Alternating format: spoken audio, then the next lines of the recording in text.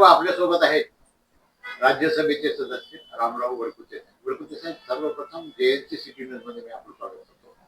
आम्हाला सांगा की आता जे परिसीमन विधेयक येऊ घातलेलं आहे येणाऱ्या 20 तारखेपासून सुरू होणार आहे, याबद्दल आपल्याला काय?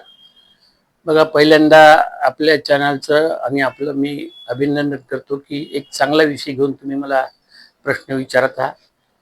वास्तविक पाहता या देशामध्ये महिलाची संख्या ही 50% आहे आणि विरोधक सारखे महिलांना प्राधान्य द्या अशा प्रकारचे भाषण करतात.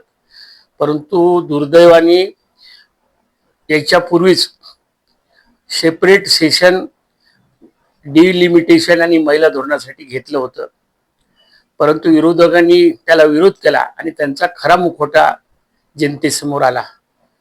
परंतु या देशाच्या पंतप्रधान माननीय मोदी साहेबांनी ठरवलेले सबका साथ सबका विकास सबका प्रयास, त्यामुळे त्यांनी एकदा कुठली मनावर गोष्ट धरली आणि त्यांनी विकसित भारताचं स्वप्न सुद्धा लोकांपुढे ठेवलं.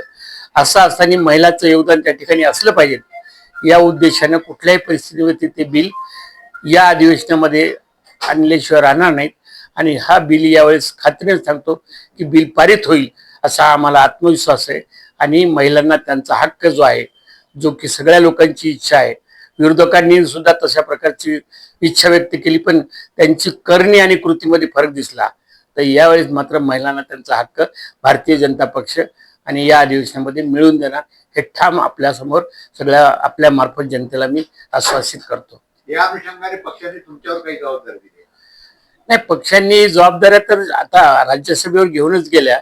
आम्ही सगळीकडे ज्या पद्धतीने असेल त्या पद्धतीने वर्क करत आहोत आणि पक्षाने जी जबाबदारी दिलेली आहे ती राज्यामधल्या सगळ्या लोकांशी संपर्क साधून जे काही राज्यसभेचे सदस्य आहेत, तर आपली भूमिका सगळ्यांनी एकत्रित मांडणं गरजेचे आहे. ती आम्ही त्याच्यासाठी एक दिवस आधी जाऊन आम्ही सगळ्यांशी संपर्क करून ते बिल पारित करण्याच्या दृष्टिकोनातून जे काही करता येईल ते करण्याचा पक्षाच्या वतीने आम्ही प्रयत्न करणार. याच अनुषंगाने जनतेमध्ये जो काही संभ्रम निर्माण झालेला नाही, तो तर आम्ही दूर करण्यासाठी जनतेशी संपर्क साधून बघा, ज्या दिवशी बिल पारित झालं नाही मागच्या दिवसात त्या दिवशीच आम्हाला तशा प्रकारचे आदेश आहे की विरोधकांनी बोलतं ते करतं हे जनतेमध्ये जाऊन आपण सांगितलं पाहिजे. आणि ते काम आमचं त्यात बिलाला ज्या पारित झालं नाही तेव्हापासून हे काम आमचं जनतेमध्ये चालू आहे. आपल्याला माहित असेल की आपल्याकडे व्हिडिओ आला की नाही माहित नाही, परवा माझा एक कार्यक्रम झाला, नुसत्या 10,000 महिला तिथं होत्या. एवढं काम आम्ही लोकांमध्ये महिलांमध्ये चालू आहे. धन्यवाद आपण आमच्याशी बातचीत केल्याबद्दल. धन्यवाद.